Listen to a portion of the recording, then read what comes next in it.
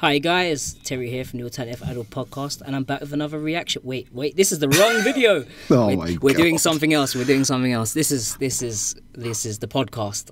I can't believe you've done this. I can't believe I've ruined it immediately. Well, let's just start off like Christmassy. There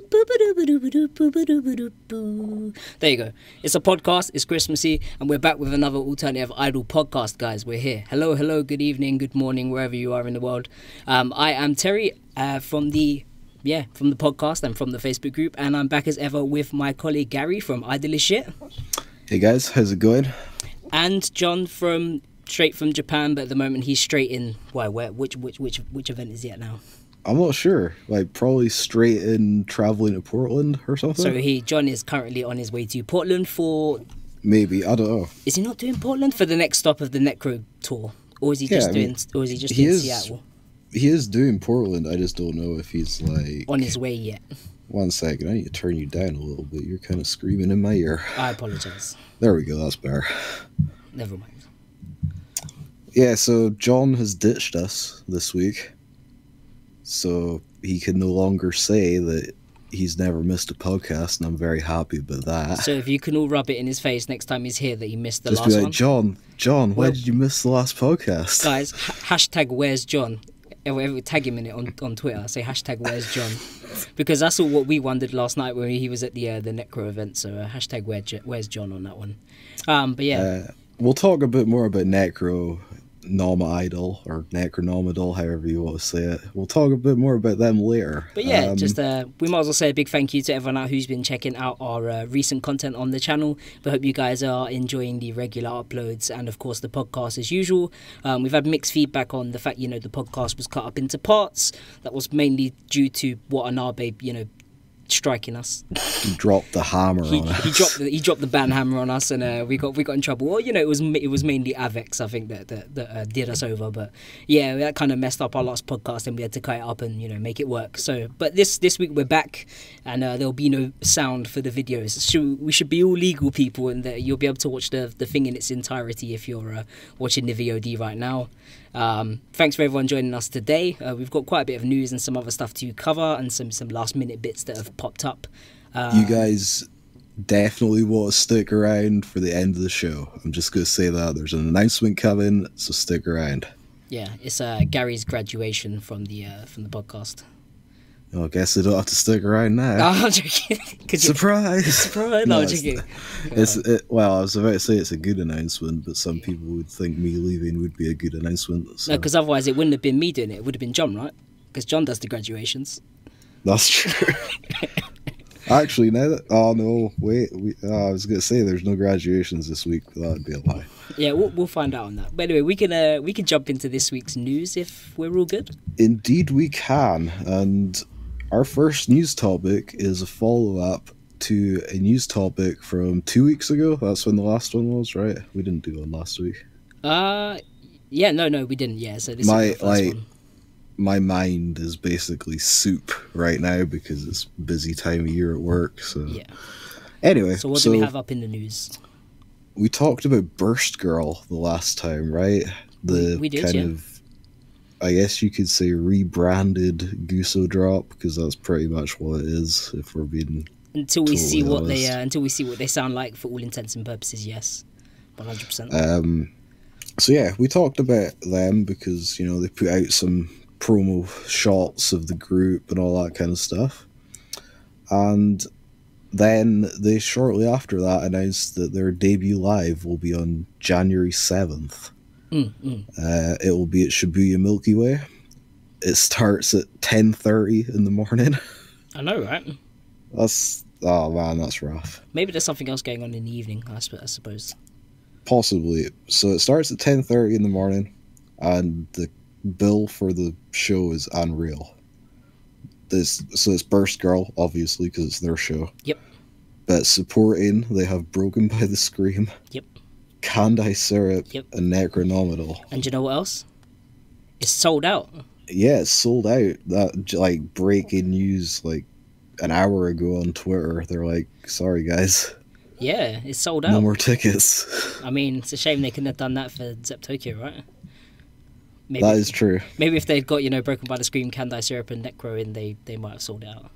It's probably going to be the it's probably going to be the most money they've made in a long time. So that's true, but then again, you know, there's a certain person that's also not involved with the project now, as far as we know. So that might help with money issues as well. So this isn't in here either, but they're selling a jumpsuit through that Nimutai company, or what they're called. Yeah, the company that did those Biche t-shirts, right? Yeah. They're selling like a full-on jumpsuit. Yeah, so if you remember what Slipknot used to wear, it's kind of like that, like a grey, almost looks like a flame retardant jumpsuit with like a Burst Girl on the back. Hey, you know, Burst Girl, gotta be flame retardant. We've already had people, you know, thinking up what kind of gimmicks Burst Girl could have. We're thinking like flaming circle pit maybe, or you know. Like my theory is they're just gonna set themselves on fire or something. It's gonna turn into Burns Girl by the time it's done. Well, you know, maybe. And they've also got like a ton of merch for the debut live, so that's good. Yep. Like t-shirts, stickers, you know, the usual kind of all the usual merch. type of checky. So they are doing checky as usual, so that hasn't changed. Fear not. You can still get you can still get your pictures, no worries. Your Polaroids, I should say. Pictures just sounds so odd to say that, I don't know why. But yeah, so unlucky if you didn't already reserve a ticket. However, if you go on their Twitter account, you will notice that they are playing a show, it feels like every other day. They have announced for so many more things after their debut, yeah. Oh yeah, they're basically on every show that they can get themselves on. So you will have ample opportunity to see them if you're over in Japan at the start of the year. And hopefully, you know, towards the end of 2018 when I plan to be back over there. I'm sure they'll still be together. Hope so. Or we'll be on Burst Girl 2.0 by then. Or hopefully they don't explode. Oh God. But not bad. I'll give you that. I've got worse ones coming. Don't worry, guys. Stay tuned. But yeah, so that's the sick show. I wish I could go. Yeah. But I'm going to be stuck here in currently snowy, freezing cold Scotland. So Bad sad times. So it's only a small, you know, catch up kind of update Small news update. segment. For them. It wasn't exactly bursting with info, but oh my god, that one I didn't even mean. I didn't even mean that one. I apologize. But so we'll see how we get on, and we'll you know, when there's updates from their debut, you know, pictures, videos, all that sort of stuff. You know, we'll be talking about it, guys. Or you guys will already be in the loop from all the usual places. So stick around for that. We can move on to our second part of this week's show if you want. You got anything left? No, that's pretty much it, I think. So we can move on from something, you know, that's reborn and coming to life to something that, for all intents and purposes, I thought was kind of dead. And it was the Shuuengo International Fan Club. For those of you who didn't know, before NECRONOMIDOL brought out one that's actually half decent, Shuuengo brought out one before that, which was, well, it promised a lot and didn't deliver much, in all honesty. Did it was promise a lot, though? Well, it promised more. It promised more. Or did it? I don't know. But I felt like it could have done a lot more. But yeah, so they had their mufan.jp, and you know, there's live footage and all that sort of stuff on there. But ever since Coco's departure, or you know, just before they had announced that she was leaving, kind of like all kind of videos stopped and they weren't posting for a while, and it all seemed very dead. And then, you know, they were doing these like sort of emergency type lives, and then there was a single that, you know, people at a show had told us that there was supposed to be a single being announced and coming out, but boom, then this whole thing about the single just disappeared. That single looks like it's been delayed, like basically for 3 or 4 months. So. Yeah, until this next thing. But yeah, so obviously they've now apparently decided to start re-uploading to the Foreign International Fan Club. So now they've got a statement from them before. They have Coco's last live on there, the entire show. The last one with Coco on her graduation show. They've got like a little thing that they're talking about. I've got a little screenshot from it there. Don't kill me because it's premium. It's on Facebook, so I don't feel bad screenshotting. Facebook as well. Yeah. So I don't feel bad screenshotting that one. So premium people, don't kill me. And then they've got another new live, which is actually just with the 3 of them. So that's, you know, sans Coco without her. So So yeah, pretty much, you know, and they're kind of just talking about, you know, how they're going to be getting, you know, a new member, and basically the future looks good for Surizuri. They're still solid as a threesome, and they're going to be moving forward as they are obviously looking for someone, a new member for the next single or whatever. So Surizuri fans rejoice. It looks like they're getting back into action.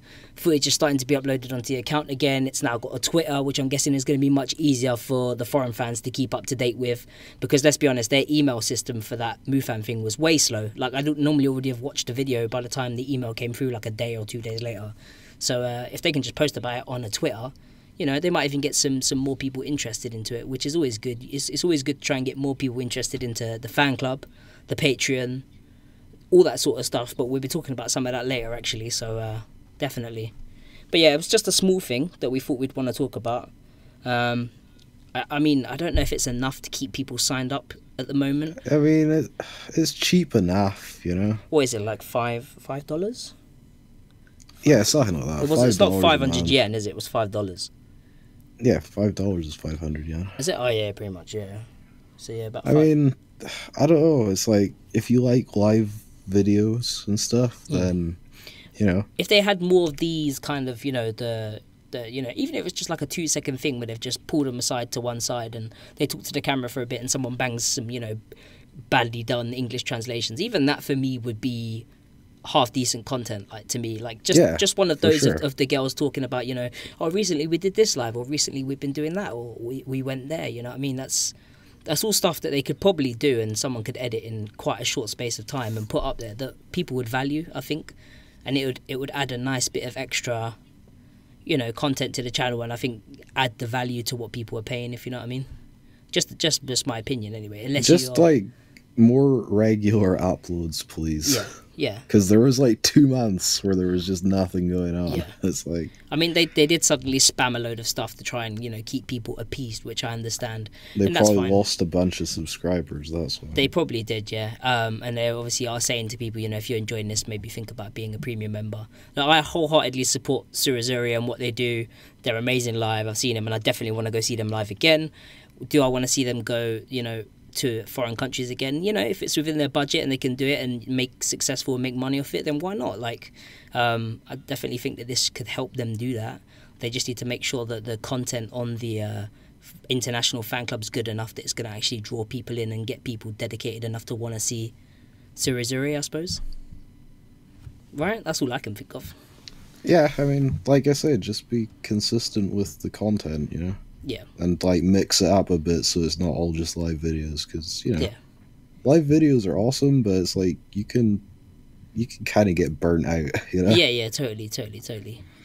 So yeah, a bit more variety, please, Surizuri. We're glad that you're still strong and that there are plans on the horizon, and we are interested to see what new member you suddenly come up with. If you could just pinch from Hitomi, who's left Checkmate now, and add that to your roster, then my dream lineup of screaming girls will be complete. But I don't see that ever happening. But until then, we can They've move on. been auditioning for a while, so we'll see what happens. We can move on from one group with a very hard to pronounce name to one group with a name that just blows my socks off. Okay, so we kind of mentioned Guso Drop loosely earlier.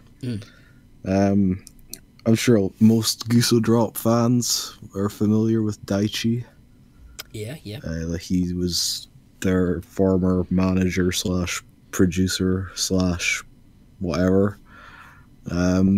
Well, guess who's back with a new group? The group's called Chicken Blow the Idol.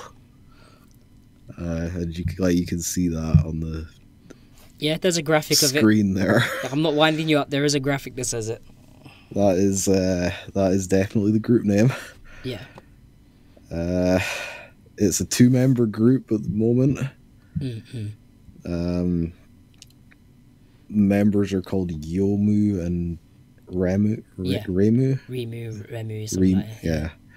Yeah. This is actually terrible timing because I'm pretty sure that, like, they're getting Twitter accounts and stuff in like the next 12 hours or something. Yeah. Maybe a bit more than 12 hours. So, you know, nothing ever works out for this podcast. Yeah, so there might be an update on the... there will definitely be an update on the next podcast. Is there not some sort of, like, shorthand for Chicken Blow the Idol? Which I don't know yet. I don't think so. Well, CBI? I don't know. Yeah. Blow Doll? No. You won't At least use it's that. not CBA, Yeah. So yeah, 2-member group.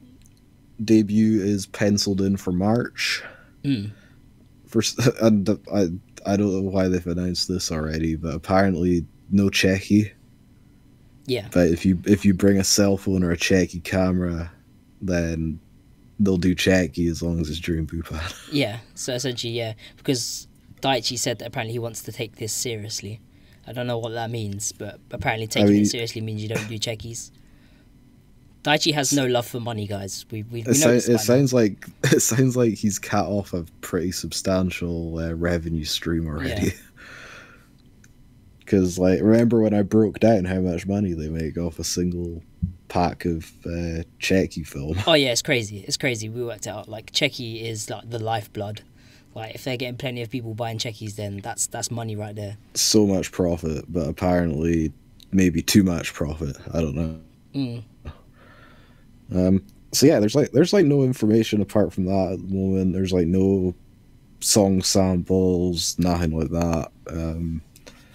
I'm sure there'll be something in the run up to the debut because, well, if we're thinking logically, then there should be something in the run up to the debut to kind of build a bit of interest. But we'll have to see whether or not. Kind of have to wait and see.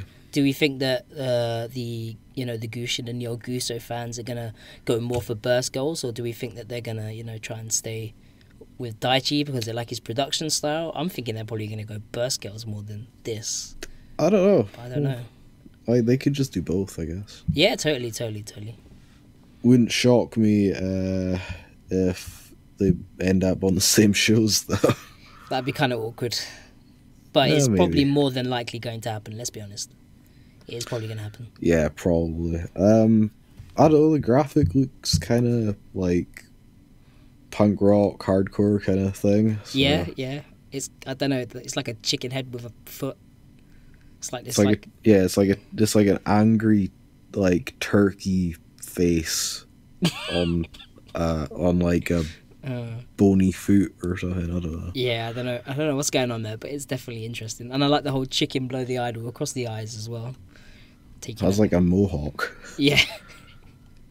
Yeah, I don't know. I mean, I'm down for new groups, so just kind of have to wait and see, It's not sure how I'm going to sell this one to other people without music. With the name alone, it's going to be quite difficult, but I can try. Have you heard a chicken blow the idol? Yeah. Someone said they should call them Chicky Blow. Chicky Blow Doll. There you go. You could find something that makes it more cute. I'm sure the Japanese fans will find something that makes it sound more I hope so. Appealing. We'll see. But yeah, so make sure you check out the next podcast because I'm sure we'll have a follow-up where they've released more details about the members or whatever. Mm-hmm. They'll at least have Twitter accounts and they'll probably be able to see their faces and stuff.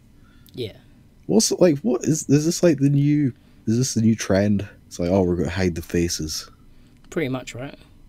I guess. Back in the day, it used to be kind of just like, this is what they look like. They're really cute. We'll get into them as soon as possible, please. Now it's like, no. So mysterious. We'll show you when we're ready. Yeah. Oh, hey, look, they're average Japanese girls. Pretty much. Well, Speaking of groups that hide their faces, Terry. We have the WAC Festival Roundup, which I feel like we're doing it a bit late now.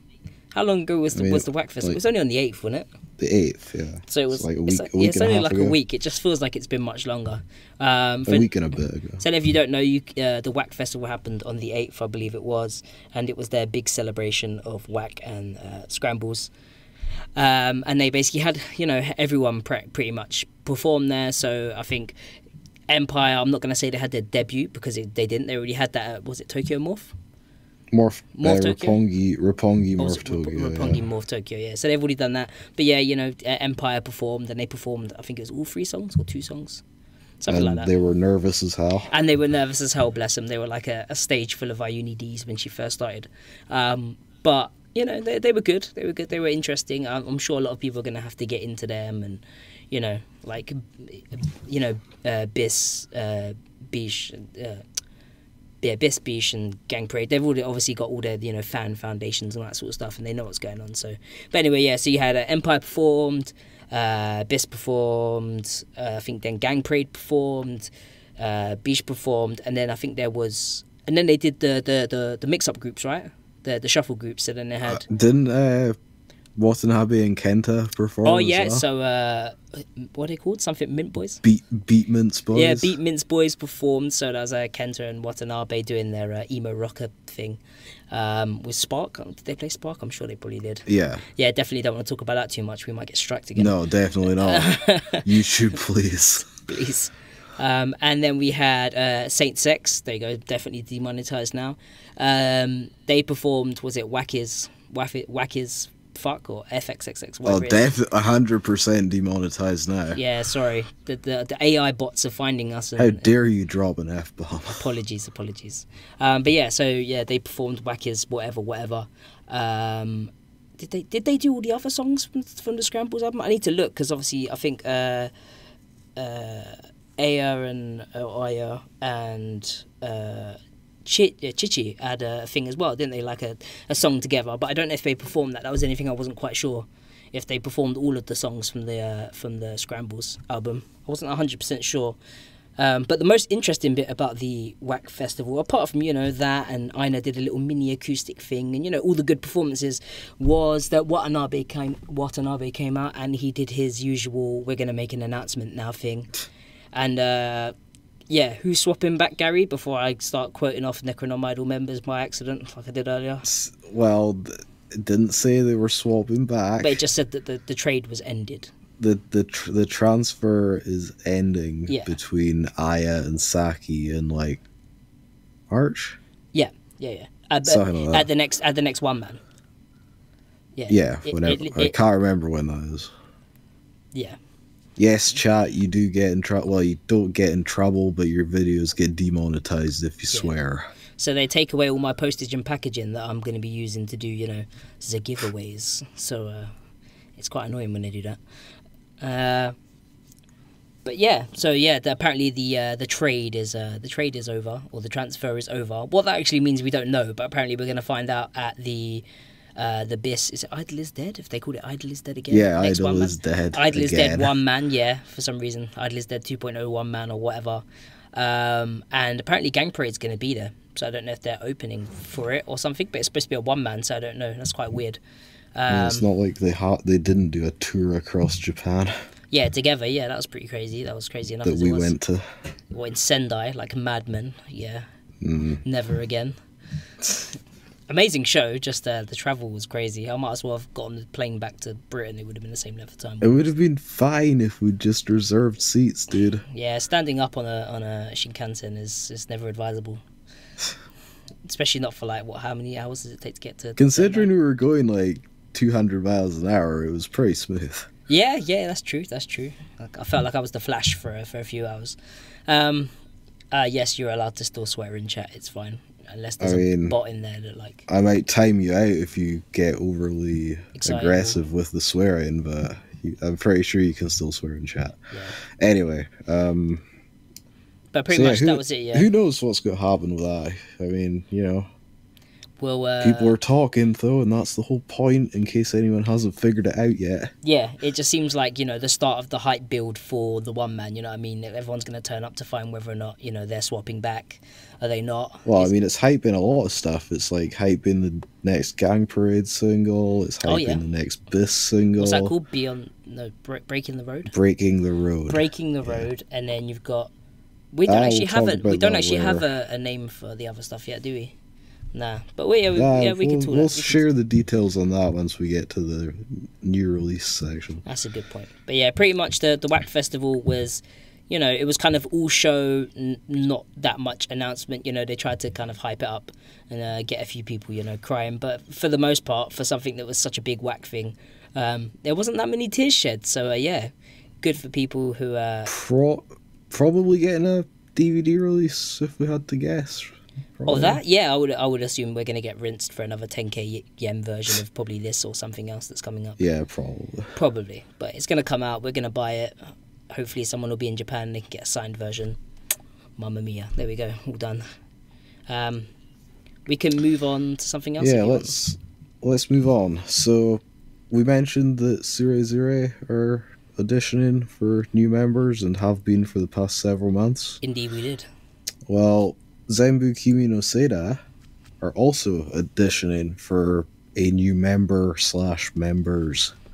Yes. So that's your pretty standard audition, like be from 16 to 25 years old. You have to be a girl. Don't need to have experience, no current contracts, be in general good health, blah, blah, blah. Mentally and physically healthy. In other words, don't be a mene. And, don't be mene, basically. Yeah, don't be mene, yeah. So yeah, there's like some kind of confusing information going around about this audition. Yeah. Because there's like people saying that like, oh, the tweet translated as this is going to be the last audition for Zenbu Kimi no Seida. So what does that mean? Does it mean it's just the last one they're doing this year, maybe, to try and find, members? Or does it mean like whatever happens after this, that's going to be like the final lineup? Yeah, like, oh, we've given up on blue members now. We're just going to stick with the four. They were tweeting about 2019 though, so I mean, like Kodomo Mental was anyway. So. Yeah, I mean, they've probably got plans in the works. All of these groups are doing really well for them, and like you can tell by the amount of money and production and stuff they're putting into, the videos and the music and that sort of stuff. So I don't think Kodomo's doing badly. I think that they're probably in their stride at the moment. They've had a few upsets, but I think they're going to be fine. Yeah, I mean, I don't know. Zen Kimi seems fine as a four-piece, in my opinion. But yeah, totally. Considering the three of them have been around since the beginning, or two of them, I guess. Yeah, technically three. I mean, like, come on. I mean, but then you've got. Thing is, they all add something to it. You know what I mean? You've got Mashiro, what she does. You've got. I'm not going to mention what Mashiro does just because she's just mental. You've got obviously. Like Yotsu with the anime with singing and like the screaming and stuff. Yeah. Togaren with the kind of probably strongest maybe singing voice out of the bunch of them, at least tone wise. She has a really nice voice. Her solo track was actually really good. You've got Megumi, good old Manager Chan. She's come into her own with her own little solo song, and looks like she's doing the harsh vocals as well. So yeah, everyone in Zen Kimi adds something. Like, for certain. So you're like, yeah, if they weren't there, you'd kind of feel it, if you know what I mean. Like, I don't know if Mene really originally added that. I know that sounds bad to say, but she had the kind of Yotsubi voice as well. I don't think she got a chance, really. I know, it's kind of bad, really. I did like her solo song, though. That was pretty cool. I think I like Jitsu's more, but I don't know. It's a shame that you're never going to hear that solo song ever again. Never live. Did she even get to perform it live? I don't even remember. I don't know if she performed at, like, the show in Nagoya or not. I can't remember. She might have done. That would have been cool if they, on her final thing, if they just let her, sing her solo song. That would have been pretty nice. Yeah, that would have been nice. But I can't remember, though. Maybe she just came out and spoke and did check it, I think. Maybe. I don't know. Maybe. But yeah, so I don't really know. If it's anything like the Shuuengo edition, don't expect anything for like 6 months. Yeah. Zen Kimi are also like busy doing their mega Japan tour, so definitely don't expect anything until like late February, maybe early March. I don't know. I mean, I'm okay with the lineup as it is, but if they think they can add someone, fair enough. As long as they add someone that adds something to Zen Kimi's repertoire, they're not just like a tag on extra person to just be there. Like, hey, here's a fifth person, we can make some more money because we need a blue. Yeah, I don't want them to do that. If she comes in and she's got a strong voice, or she really adds something to the group, that would be nice. That would be nice, because the original lineup had. Well, yeah, I'm not even going to go into the original lineup that I really liked, so we'll skip that and we'll just move on to our next one, which kind of came as a shock today, and it kind of came out the blue, and it is Shuuengo Buppan, with the fact that they're doing their last, Well, I can't say that. All right, the group isn't doing their last live, but the girls are doing their last live in this show, which is the 27th for the 12th, 2017. Version 1 is doing its last live. I Yeah, guess. and then after that, apparently all of Shuuengo Buppan are basically, they're gone. I don't understand. I thought they were doing really well. I've seen them playing loads of shows. They've been selling the T-shirts. Like, they seem pretty popular. The only thing I would have said that I would have liked them to do is give the girls their own individual Twitter accounts, which they never did. And I think that kind of might have messed their publicity and, you know, how many people they attracted, because all the girls used to just post at certain times of the day, and like, it was a bit awkward. I don't know if it's because they were younger. 10,000 yen option for this show. Yes. Jeez. Okay. I don't know why. Maybe you get something, I don't know, but yeah, there's a couple of different versions, and it's at Shinjuku Samurai, which isn't exactly massive. Well, actually, it's tiny. In all honesty, it's not very big. Well, you know, Terry, the after show sales have to end eventually. Oh, killing me, man. It's the second time he's heard that joke. I know. And every time it still hurts my soul, because I really, really like Shuuengo Buppan, and yeah, I like their little innocent, you know, pop punk ways. I really like their songs. Samurai Thank You, Okay Baby. They were all like super hits to me, man. I really like them. So this is probably just a case of everyone's contract is up, right? I don't know. Apparently one of them's leaving to go do Miss ID for 2018. One of them's still really young, so maybe she has to go back to school. One of them's like 14 or 15, so maybe they've been struggling, because apparently a few days she couldn't come because of, you know, schooling and that sort of stuff. So I don't know. Seems strange, you know. Yeah, and then, you know, now they're all gone. So I don't know, maybe if a few of them had to leave and the rest of the girls are like, you know, like we've become such a family in a short time that, you know, we're just gonna all go. Yeah, maybe. You know what I mean? Shuengo's, they've got the producers and they've got the songs there, so as long as they can get girls that are you know, that can live up to what the original girls were like, which half people don't even know who Shuuengo Buppan were in the first place anyway. So yeah, disappointed. This is the equivalent of me for you when Neve suddenly decided to disband. This is like my equivalent of it. How did you think I felt when Biss disbanded? Oh, originally, yeah, can imagine. Because unlike most people, I was around for that. OG Gary. Or OAG, old ass Gary. But anyway, so see. It is that time of the podcast for your weekly baby metal roundup, presented by yours truly. To be honest, like, we haven't had to cover them in a while. We covered them last week, but that was because, you know, there's been announcements, and there's been more announcements, so a bit of a shocker, really. Yeah, so Baby Metal have been announced for another European festival appearance. Well, 2 technically, I guess. They are playing Rock AM Ring, which is the Nürburgring in Germany. And they're also playing Rock IM Park, which is in Nuremberg, Germany. This is June the 1st to the 3rd. Okay. So, you know, that kind of summer festival so they've already got tour, quite a few dates in 2018, right? Where they're kind of out and about in all different festivals. Places. Yeah, all festivals. All festivals. Which is super interesting, like... That not unexpected once the first couple got announced, in my opinion.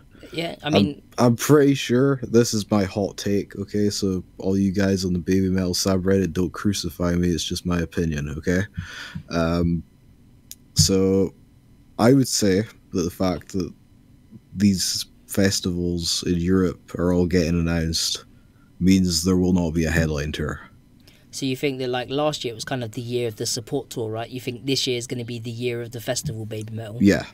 Okay. Because, like, I'm not some, like, promoting expert or whatever. I know there's a few guys that promote shows that listen, so they can maybe get in touch and explain this to me a bit more. But as far as I'm aware, like, these festivals, especially if you are what's the term that isn't going to piss people off?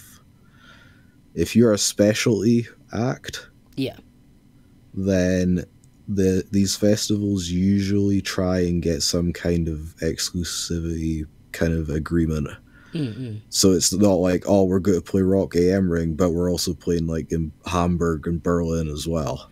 Like, yeah, a couple of days later. So in other words, Yeah. the idea is that they want people to go to the festival as Go opposed to the festival. yeah, instead of just going to the, you know, the solo date. I mean, I'm sure for Baby Metal, a lot of people would just go to all the dates. Like, let's be honest, I think a lot of the Baby Metal fandom would probably just go to all of the dates if they're close by. But I don't, obviously, most of the promoters and people doing festivals probably wouldn't understand that, so they would probably just expect Baby Metal to commit to one thing, I suppose. I imagine, like, if you're booking festivals in Europe and, like, you're your Baby Metal's tour manager, it's probably, like, they probably got, like, some kind of offer from, like, a conglomerate of promoters, like, oh, do this run or whatever of festivals. You know?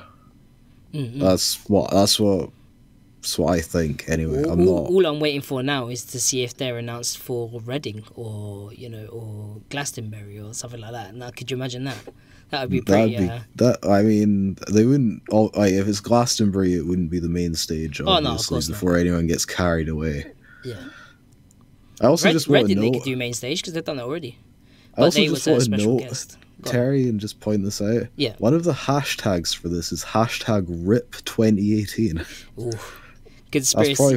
That's probably what the Baby Metal fans are thinking right now because they're not getting a headline tour. I mean, we'll have to see, won't we, in 2018? But yeah, I just don't think it's happening. Like, if it was just download, for example, yeah, then I'd be like, okay, whatever. You know, they could do download and then they could also do a tour because, like, plenty of bands do that. Do we foresee a Baby Metal single? I don't think that I thought they said they don't do a singles. They've already done one. So what, the Hello Kitty? It's a theme song for a cartoon. Unikitty. So but when's that might come out digitally or something. I don't know. Yeah. I don't know. I mean, you know, they're obviously doing all right because they haven't felt the need to pull the rip cord on a new album yet. So yeah. Also,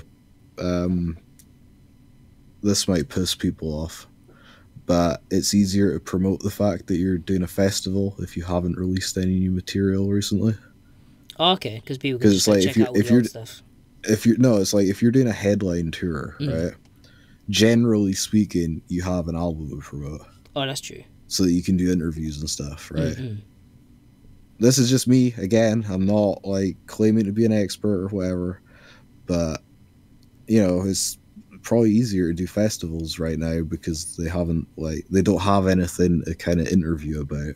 Yeah. So you come back to the UK to perform at like wherever the fuck, I don't know, Wembley, sure, let's just say Wembley or whatever. Yeah. It's like, you know, like cool, awesome, you come back, but like if they had new material, it's like, oh, you've come back and like, oh, you've got the new album out and blah blah blah, you know.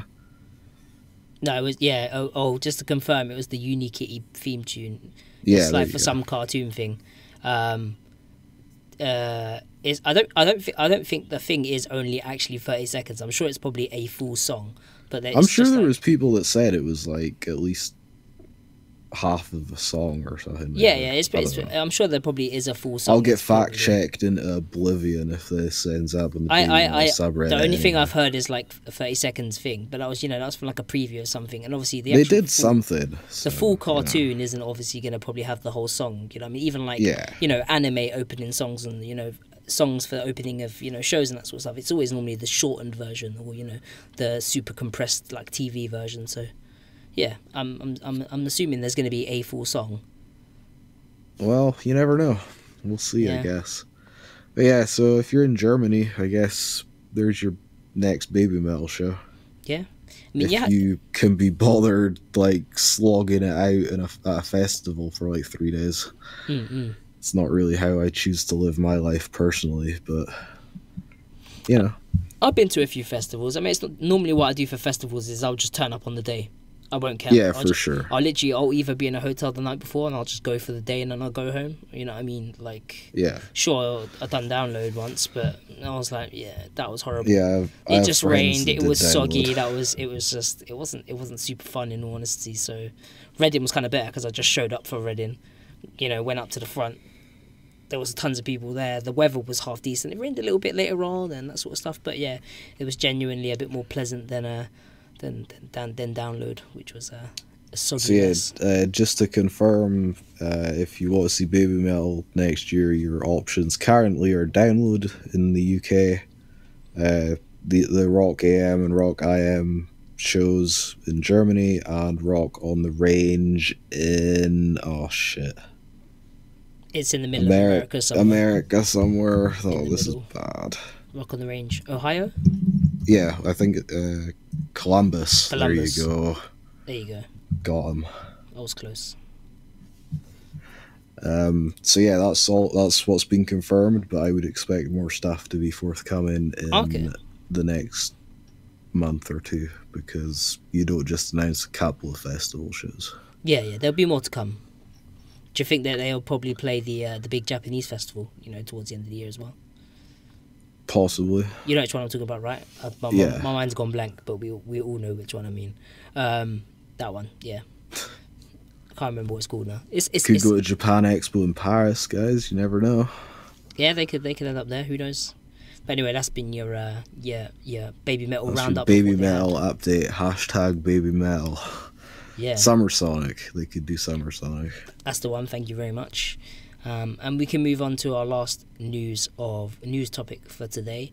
But it's certainly not the least, because it's probably the most currently active news segment, and that is the current following for NECRONOMIDOL's US tour.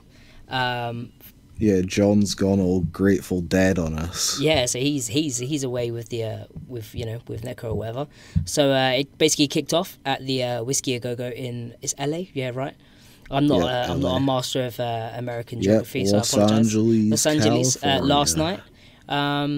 Yeah, I see a lot of people on social media originally kind of like, what time did we get there? When do we start queuing up? And everyone was like, whoa, chotto mate, bro. Like, chotto a minute. It's not a Baby Metal concert. Like, don't expect to be like lining up down the street. Like, if there's more than 50 people, then it was a very good turnout. And by the pictures of what I see, it looked like there was over 50 people, definitely. Yeah, so, it looked like there was easily 60, 70 people there, so it was pretty good. For a foreign, a show, man, that's a pretty good turnout. Like, considering I've been told that LA gets hundreds of Japanese groups coming through every month, 70 people is a pretty decent turnout. Yeah, considering they're so spoiled for choice. Also, the fact that sometimes you can go to hometown shows and you might only get 30 or 40, and you can't even guarantee they're all there for that group in the first place.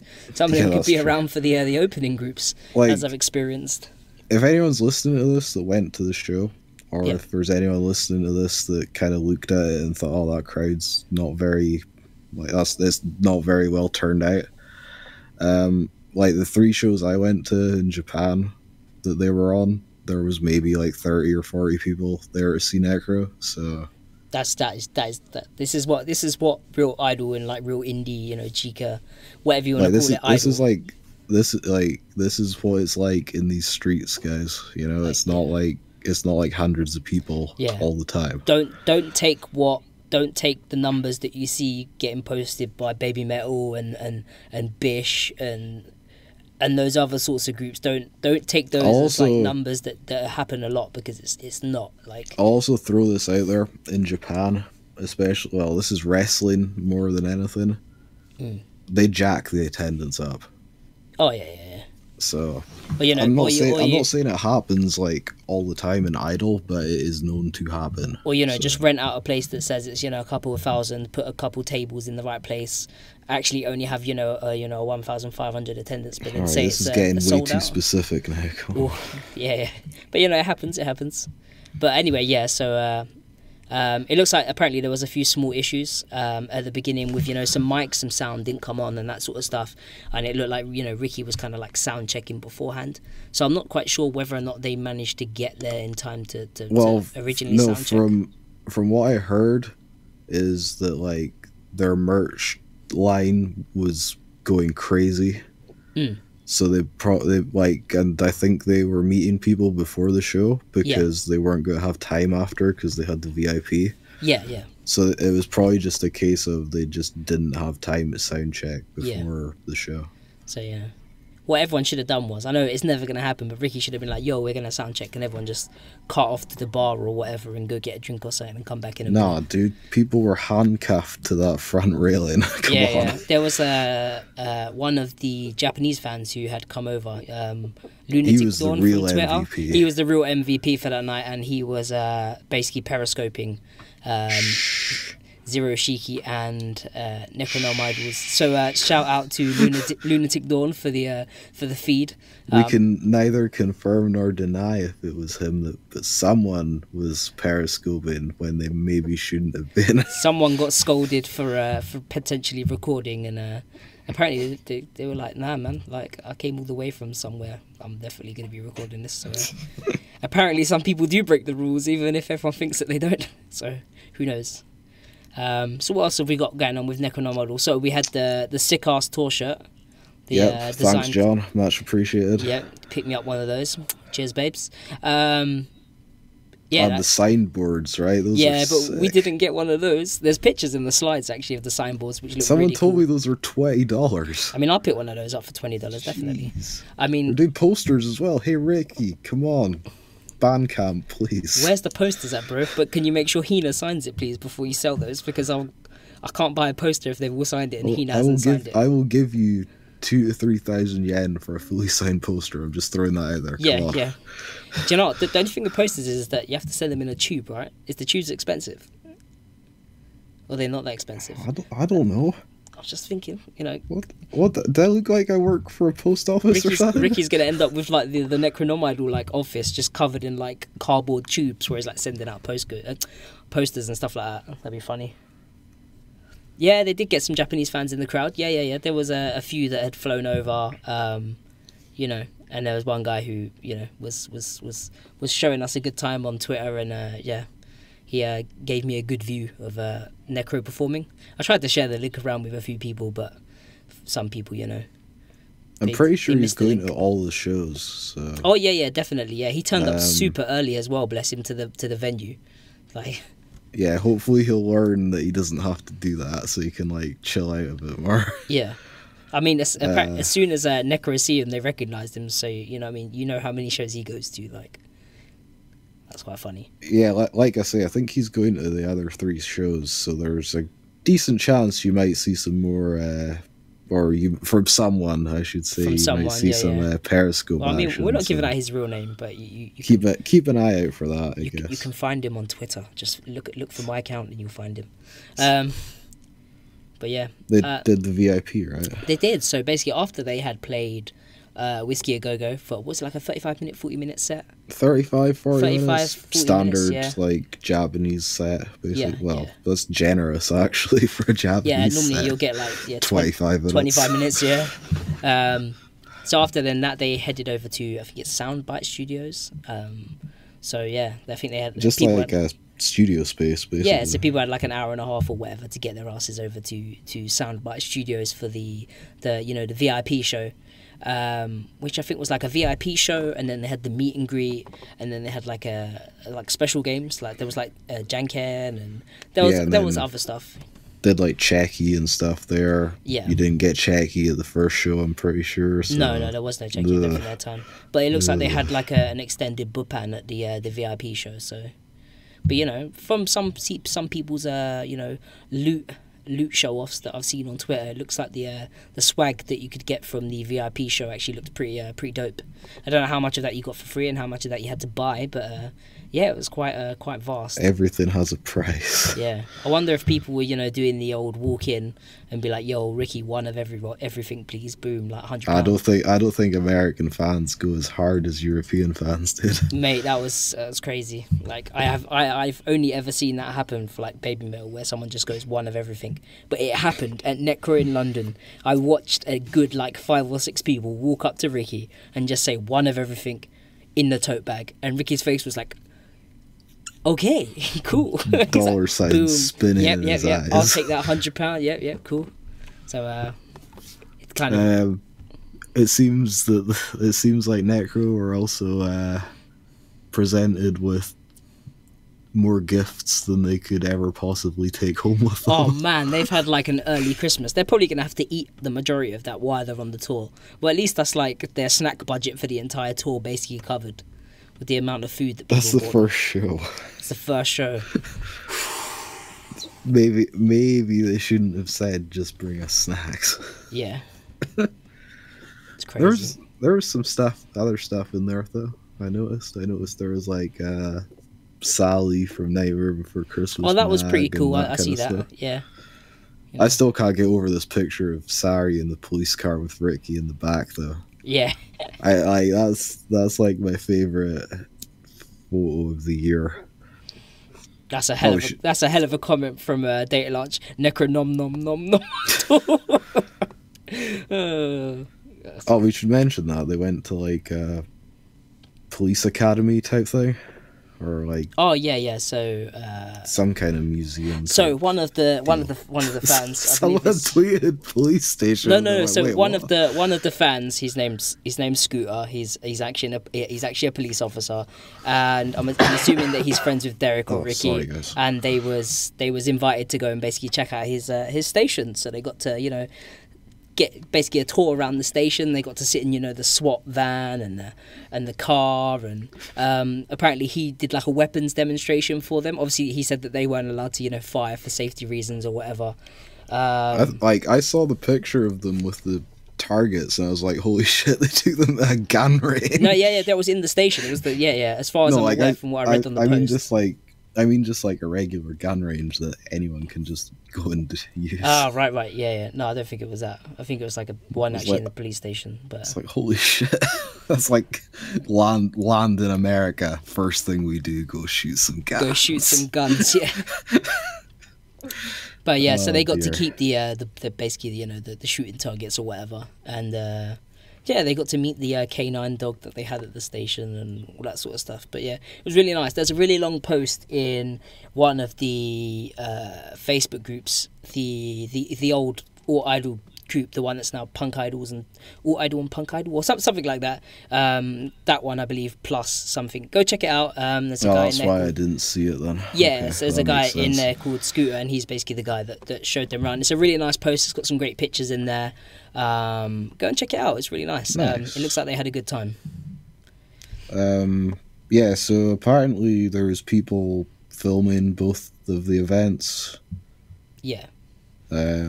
Not like for Necro or anything, just like people filming. So maybe we'll see some footage. Expect to see fan cams or footage, or is are we gonna see some footage locked behind a Patreon or something? Not behind Necro's Patreon, by the way, locked behind someone else's Patreon. But yeah, if that happens, I won't be too impressed. But we'll see. If it's behind Necro's Patreon, that's perfectly fine. If people, if Ricky wants to put up some exclusive footage on the Patreon from the VIP thing, then I'm all for that. Yeah. That sounds good to me. If anyone doesn't know, by the way, NECRONOMIDOL have a Patreon. Or a Patreon, depending on how you want to say it. But either way, he might listen to this, and you're just 100%. I know. Ricky probably listens to this. Ricky, I love you, man. But when he first said the Patreon on the AMA, I was like, he's got a what? And I was like, oh, I see. Anyway, so they have a Patreon. It's like they're using it as their international fan club. Yeah. You might not know about this because I think they've tweeted it like once since it started. Ricky, if you are listening, please promote your Patreon more, please. Yeah, so like they're trying to reach a goal of $1,000 a month. They're currently on about 600 from like 90 people, I believe, something around there. They, so, within like the first day though, wasn't it on like 500? It was like 500 or something. Within a day, man. So like they pretty much smashed it. But that was pretty much.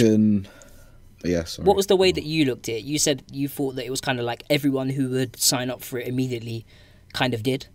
Yeah, basically. Yeah, so that kind of, they got 500 like straight away. Like that's everyone. The thing is, the people that signed up for it right away are probably going to stick around as well. Yeah. So, it's like, you can look at it as, oh man, they're still not that close to the goal. But then you could also look at it as, yeah, but they're probably going to get $600 a month for the next however long. However many months it takes until we hit that 1K cap or whatever it is, you know what I mean?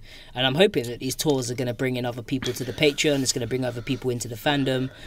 Since they played last night, we've already had people who are at the shows joining the group, you know what I mean, and it's not like they weren't aware, or they hadn't seen Necro before. They had seen Necro, they knew who Necro was, they listened to stuff, they just wasn't aware that, you know, groups to, you know, share and talk about this sort of stuff existed. So if any of you are actually on the podcast right now, welcome, thank you for joining the group, thank you for going and checking Necro out live, and we hope that you're following the tour and following us, of course.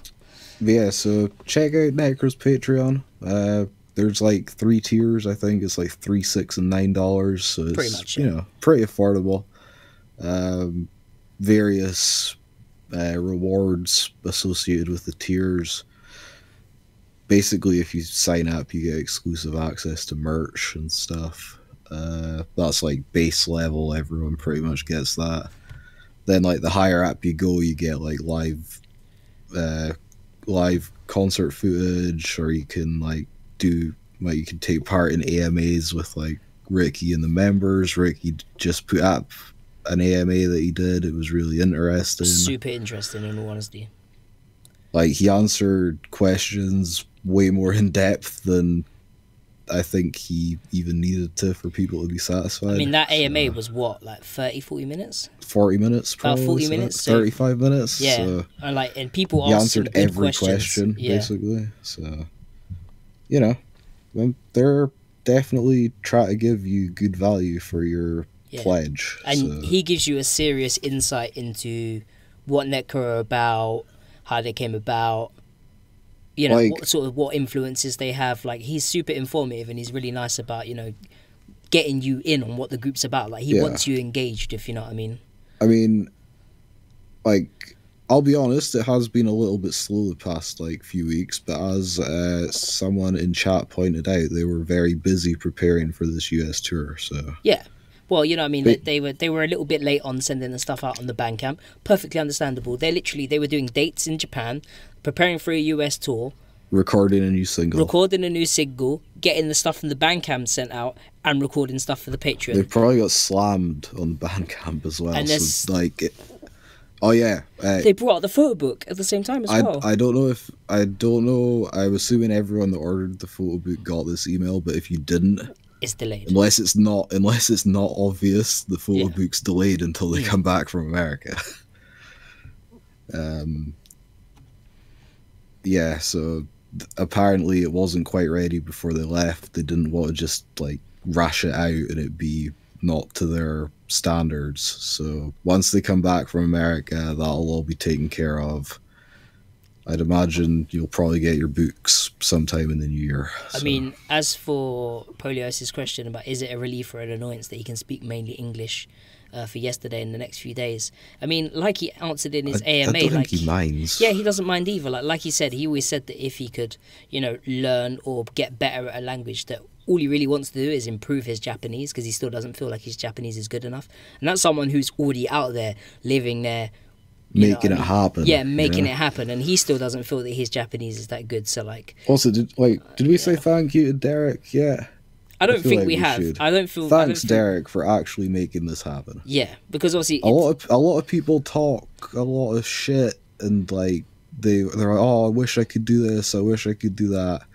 Thank you for actually going out there and making this happen. Like, when we originally met Derek's enthusiasm was overwhelming. Like, Derek is definitely a man of his word. Yeah, he's passionate about what he does, and to the point where it was almost overwhelming for us, because obviously Derek's a nice guy, he wants to come on the podcast and that sort of stuff, and at some point we do need to get Derek on the podcast, but originally obviously we're still new to this, you know what I mean? I need to hear how this went down. What? Like, just how he went from the idea of I want to book Necro or well, I mean, he's already talking about bringing more people over, so if you're not in the Facebook group, you probably should be. Yeah, so you can go give him suggestions. Just try and give him realistic stuff, guys.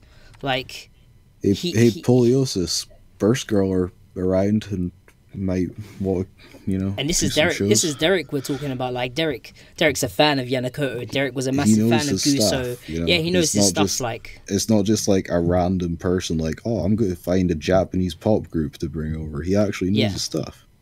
Yeah. So yeah, thanks, Derek. I mean, thankfully someone's doing something. Yeah. We need more people that like take action. Yes. Now we need to do is find a British version of Derek who can try and organise some people to come to the UK or Europe. I mean, if anyone wants to, slide some money my way, I'll book a tour.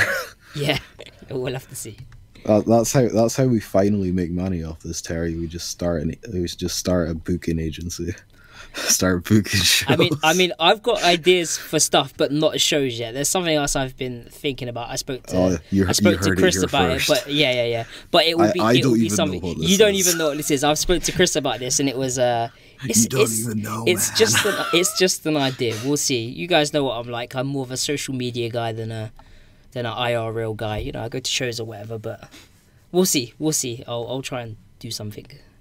But what can we move on to? We'll try and get Derek on the show for you guys, because I'm pretty sure some of you are probably interested in. Well, what we can do once, what we could do is, or we'll put it up as kind of like an interview or something. Yeah, maybe time we'll do zones and all that kind of nonsense. I don't Well, John manages to make it. Maybe Derek can make it. Maybe we can get Derek on the show. Guy, dude. He's making it happen. He's booking idols. But what about once the tour's finished, we'll get in contact with Derek. Then we're on to the next. We'll try and get him on the show for like a an AMA or something, like on the show live. Yeah, maybe. Well, who knows? They're not paying us money for an AMA, bro. Come on.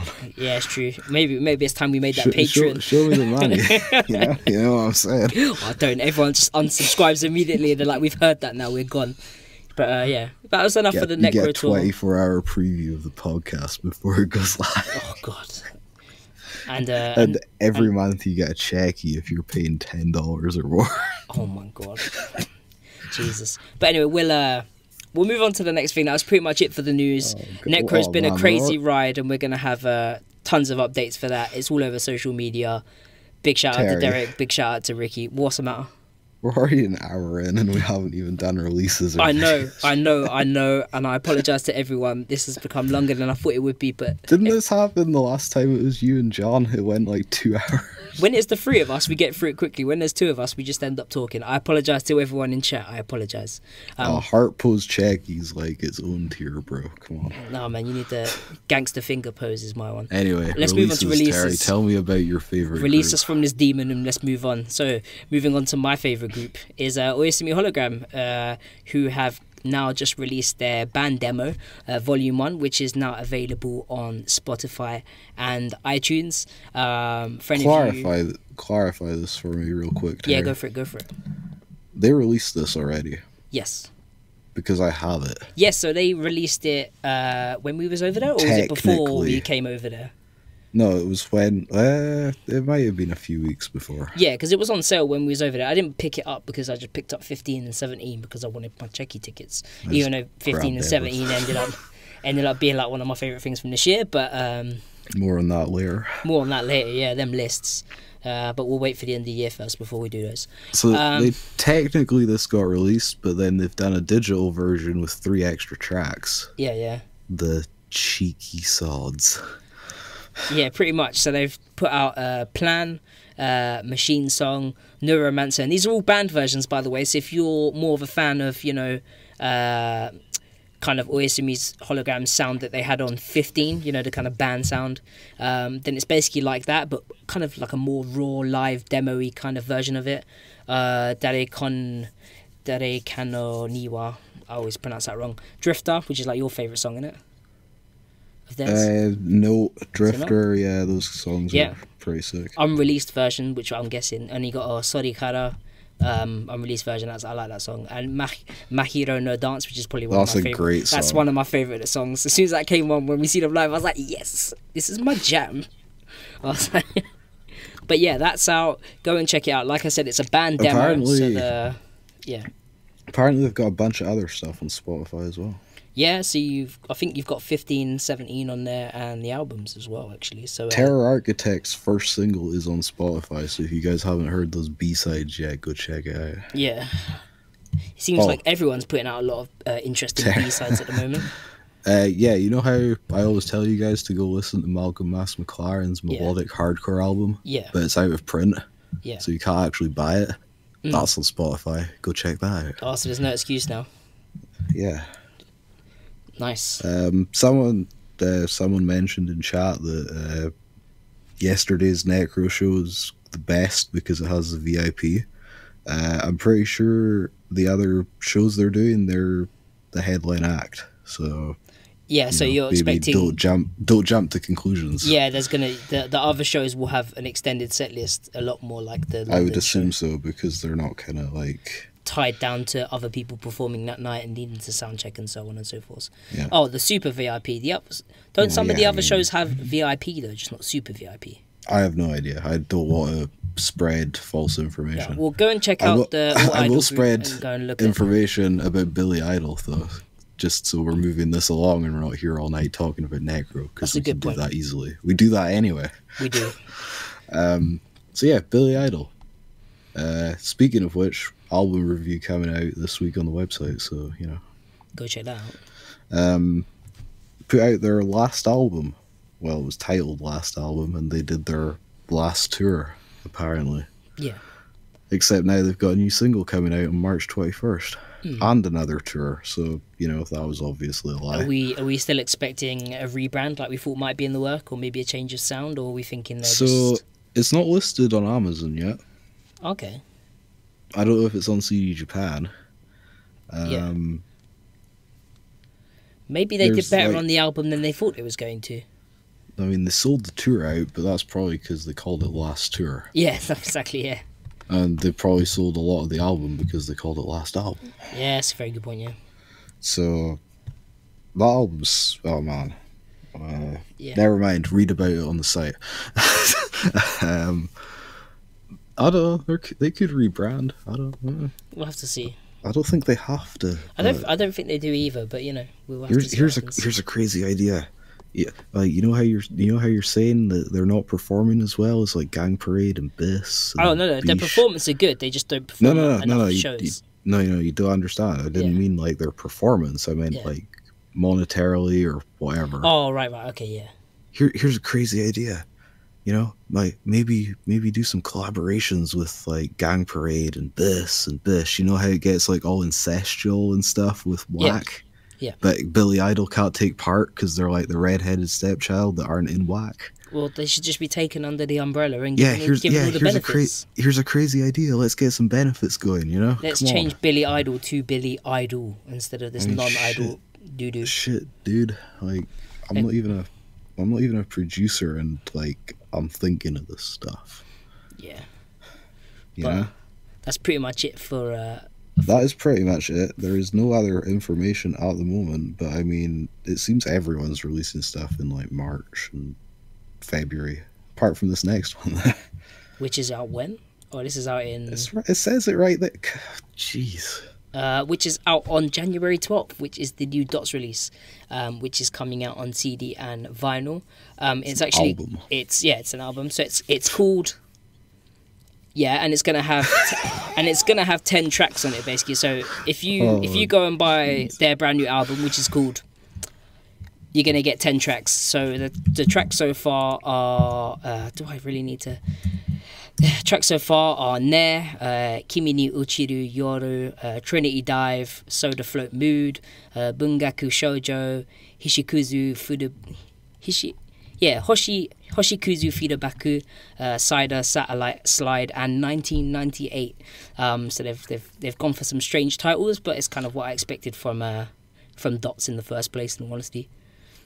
Yeah, so as far as I'm aware, don't follow Dots like super extensively, but as far as I'm aware, I think all of these songs haven't been released on a CD yet. And as far as I'm aware, all of these songs are actual songs. There's no arty-farty soundscape crap. Well, at least that we think anyway. It's not even called self-titled because it's not called Dots. It's literally called Blank Space. It's literally it's not even blank space. It's just called. It's open bracket, close bracket. That's what it's called. Yeah. Yeah, so I'm gonna pick up the vinyl because I'm good. I don't know how many people see on my stuff on Twitter, but I'm gonna start a new feature on the website about vinyl. So I'm going to pick up the vinyl. Apparently it's a red splatter. How unexpectedly flashy. The dots, right? Yeah, we was thinking it would be more like... Black like their souls. What was the really cool idea? You said do a white vinyl with a black label, right? So it just looks like a big dot. Middle, so it's yeah, a big dot. So it's a big dot. That would have been amazing. White vinyl's a bit... Oh, no, we're not going there. Let's go. Keep going. Are we not talking? I'm going to talk about passcode if we go down this rabbit hole. Let's move on to... We're moving on to BIS. Let's go. That's going to be on the site as well when I get it, if I get it.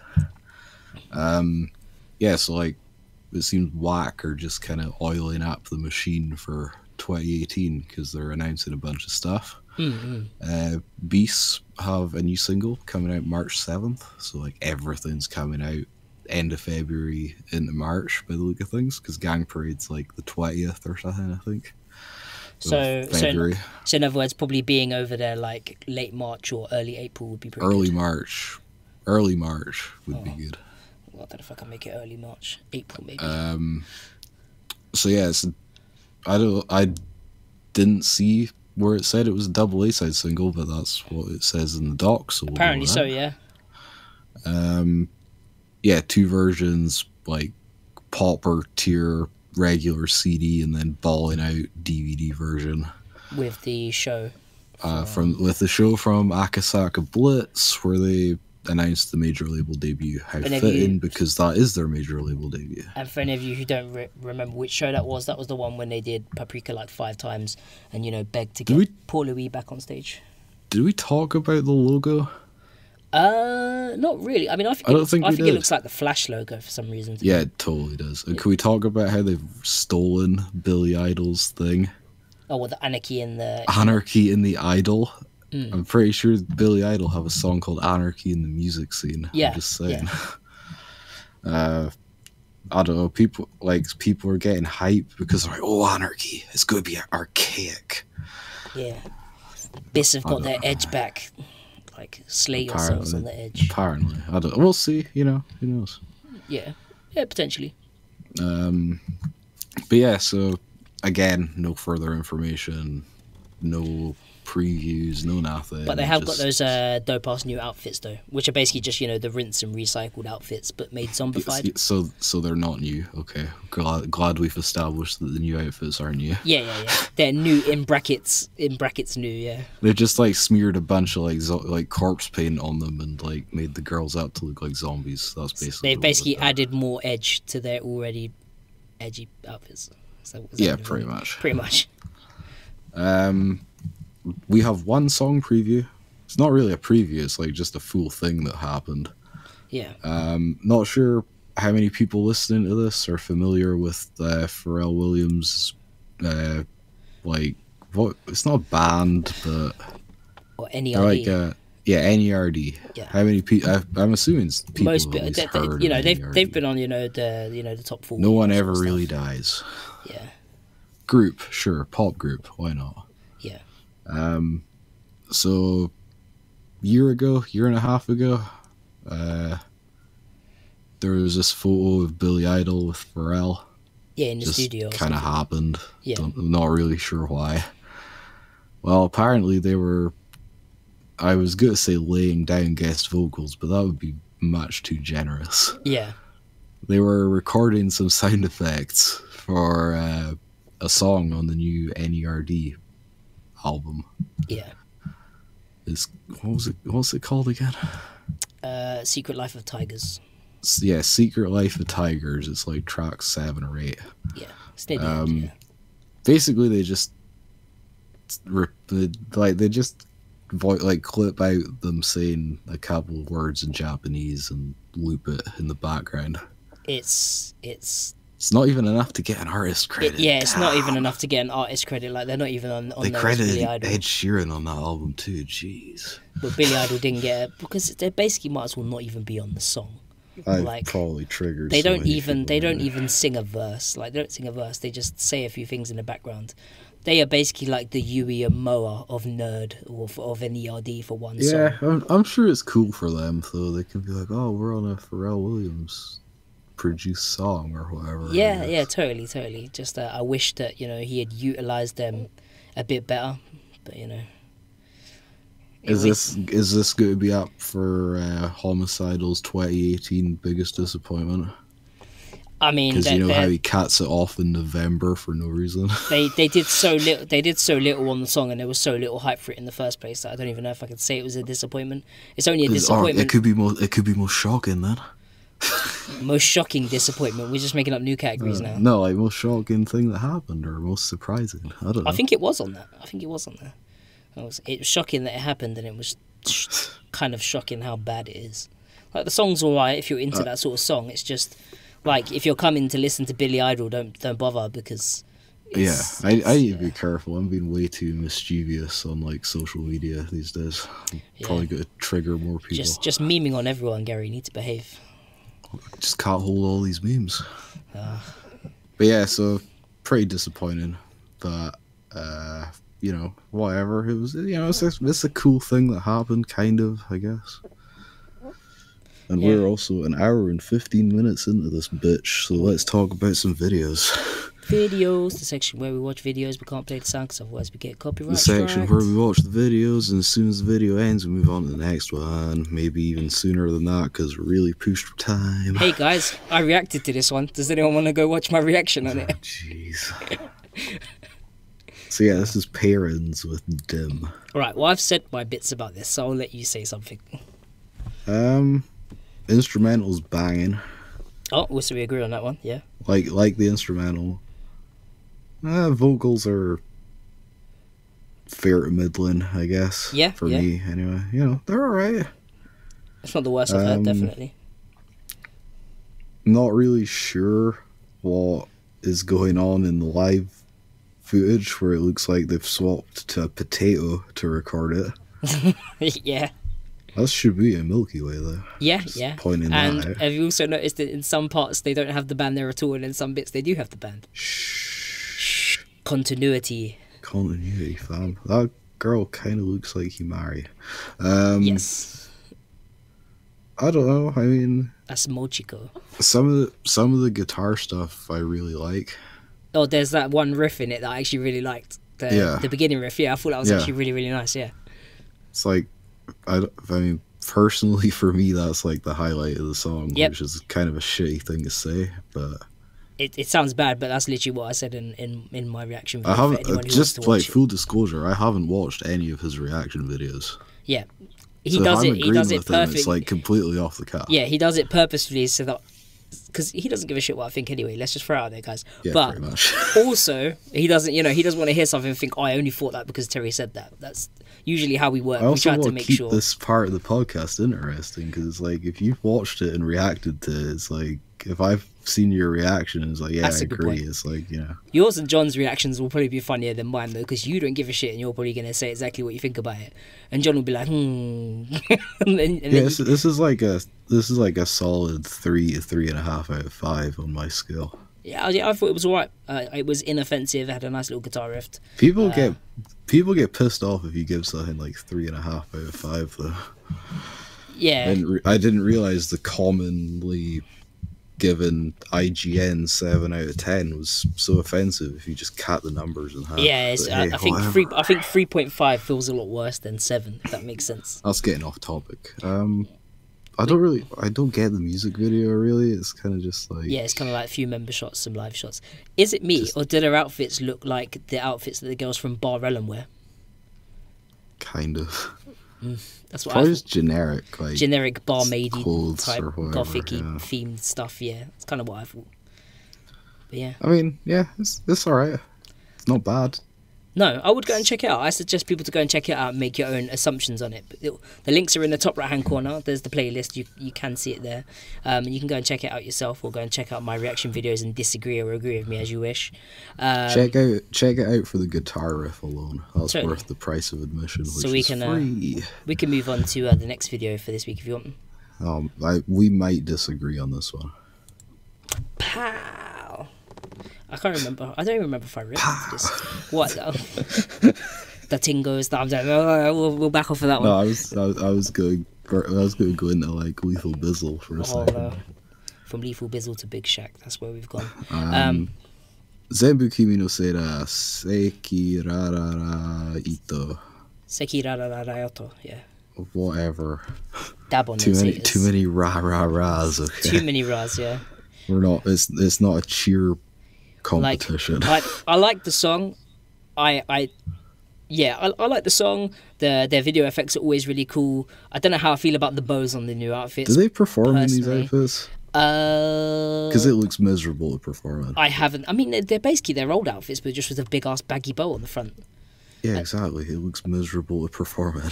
Yeah, I don't know.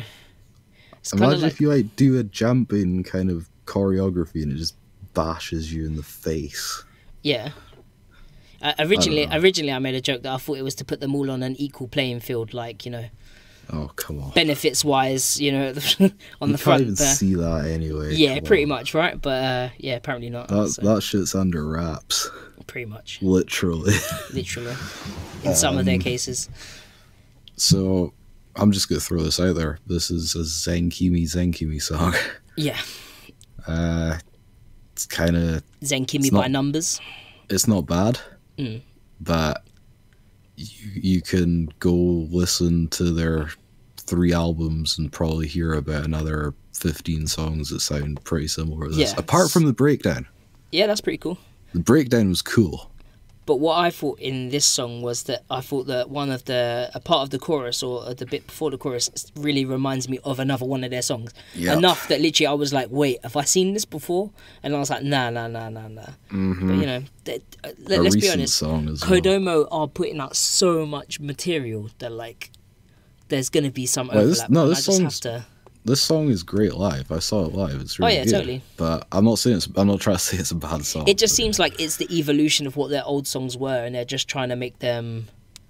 It's just like that's what they are now. I'm happy that they've got a sound. Yeah. But at the same time, it's like don't add like a bunch of screamo shit like they were trying to do like a couple of singles ago. Stay away from that. Leave that to It's there now. It's there. The thing is, yeah, Yotsu's quite good at it, and so's What's-Her-Face Megumi, so if they can do it, they're going to do it, aren't they? I mean... I guess, but I mean don't yeah. make it like a big thing. Yeah, I think for them, it's kind of have it be a Zen Kimi song, occasionally just throw in the complete and utter what the fuck screamo bit, and then whatever. They've been writing rap parts for Terror Architect. Throw that in there. Let's see. They had one on Monologus Garden, didn't they? Possibly. That was rappy to me at least. Let's see who's got some flow or something. I don't know. Yeah, just. I think Yotsu rapping would be. I think she will sound like Omochi from Rhineberry. The voices would remind me of it. It's also kind of hard not to notice that they've just repurposed the same set white wall for. Oh right, yeah. You know that's basically like Kodomo Mental's in-house white wall. It's just like it's basically just like white wall. We're replaying, bro. We need to skip. Yeah, it's white wall and whatever they can find at like the costume store or hang up. Basically, that's what it's looking like. Anyway, we can move on to. It's okay, but it's read my review when it comes out. Yeah, go check that out. That's probably the best thing to do. It's not out yet. Now we've got 2 weeks time. Empire with their first MV for Akarui Mirai. You're sighing that deeply already. We haven't even got round to it yet. I didn't think it was a bad song. Like, I would have done what you did. I would have given it like a 3.5 or a 4 or something like that. Like, musically, I haven't reviewed it, so I have you not? don't know what you're talking about. You haven't? There's no singles. What am I supposed to review? Oh, that's a good point. But anyway, in terms of your numbers, that's what I would give it, 3.5 or whatever. I can neither confirm nor deny what it might get when it's eventually released as a CD. That's what I would give it. Read idleishshit.com if you want to find out nearer the time. He's keeping his cards close to his chest. Got to farm those page views that are completely worthless but help my massive ego. Pretty much. This is Avex by numbers. I'm sorry. I'm not impressed. Some people really liked it.